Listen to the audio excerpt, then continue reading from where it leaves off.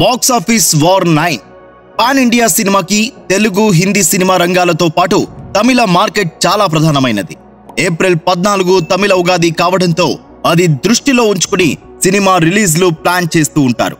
April 10న Ajith good bad ugly cinema, Dhanush Idli Vadai release అవుతున్నాయి. April 14న నయనతార సినిమా రాఖీ విడుదలవుతుంది.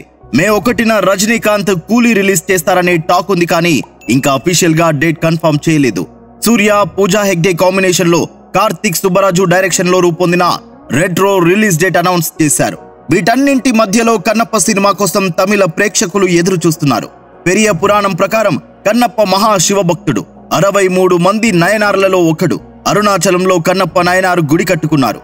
ఎప్పుడో 1938లో కన్నప్ప మీద తమిళంలో సినిమా వచ్చింది. ఆ తరువాత తమిళంలో కన్నప్ప కథ తమిళంలో రాలేదు. అందుకే కన్నప్ప సినిమా కోసం తమిళ ఆడియన్స్ ఆసక్తిగా ఎదురు చూస్తున్నారు. ప్రభాస్ స్పెషల్ రోల్ ఈ సినిమా మీద విపరీతంగా క్రేజ్ పెంచింది. తమిళంలో బాహుబలి రికార్డ్స్ కన్నప్ప సినిమా ఈజీగా బ్రేక్ చేస్తుందని తమిళ మార్కెట్ అంచనా.